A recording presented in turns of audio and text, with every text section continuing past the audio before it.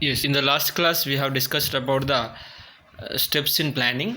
But once again, we have to recall the steps in planning to see an example to how to plan. So just to go through the steps. First one is setting the objective. Second one is establishing the planning premise. Third one is searching the alternatives. Fourth one is selecting the alternatives. Fifth one is selecting the most appropriate alternative. Fifth one is implementation of the plan. So the last one is follow up activities. So the seven steps we have learned in planning. So how to plan, we follow these steps in any planning. If you take some example, suppose if you want to conduct a party, or suppose you want to organize a party at your place, or at your home, or at any place. So then generally we think about uh, how to organize the party, how many guests should to be invited, and where is the venue, which venue we should select for the party, and on which day we have to conduct the party, and which time, morning or afternoon or evening, which is suitable time to all the guests and the hosts, and which menu has to be provided. We will think all about these things. So that means the setting of the objective is what, giving a party. So to reach the party, to make the party a successful one, we have to think about all the elements of the party. One is we should count the number of guests to be invited, and then uh, based on the number of based on the strength, we should take the venue, either it is functional or home or any convention hall or any open place. Then which is the convenient date to the host and the guests, we have to discuss about it.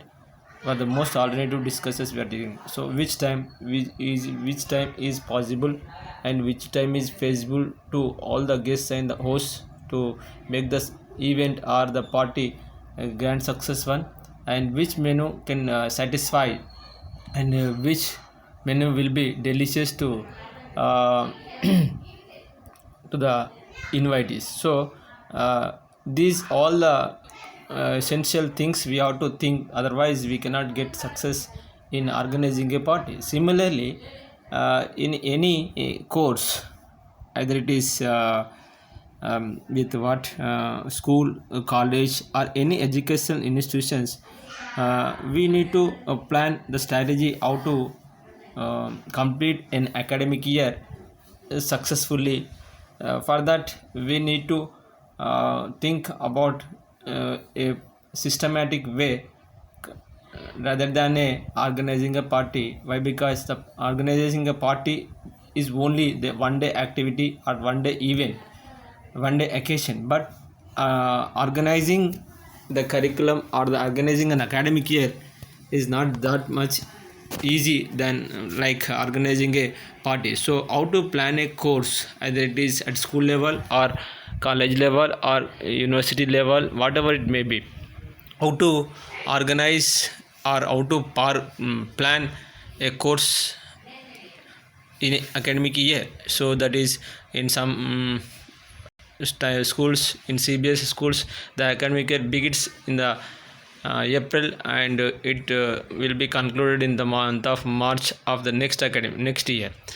But in state schools, the academic year begins in the month of June, and it will be ended in the month of April. So for this duration, the institution or the teacher or the headmaster or principal or head of the institution has to plan.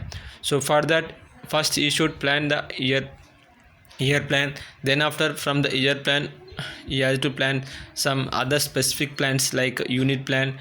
Then after lesson plan, period plan, there will be so many plans. Otherwise the teaching learning process won't get success in the real classroom situation. So for that we need to have so we need to think as the head of the institution or the head of the in charge of the class a good planning of a course. So what is your plan and what elements we should consider, what components are the what are the essential things we have to consider, what alternatives we have to uh, take for consideration to make a good and effective plan for a course. So we will discuss, there will be different type of courses. So first we have to think about the elements to be considered into to be considered for the effective planning of a course. So what the knowledge of a subject, every teacher should know when they are planning, they should have the good subject knowledge. That means should the teacher should have the knowledge of subject, means that he has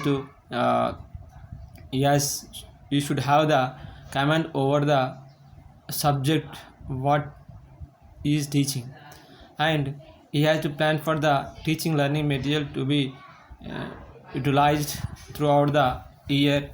And that means TLM or apparatus, whatever it may be, equipments or charts, whatever visual aids or audio aids or audio visual aids, ICT tools, all these things should have um, arranged all these things. Then what are the teaching learning approaches we need to think about, to which topic, which method or which approach should be used to make the teaching learning process a fruitful one.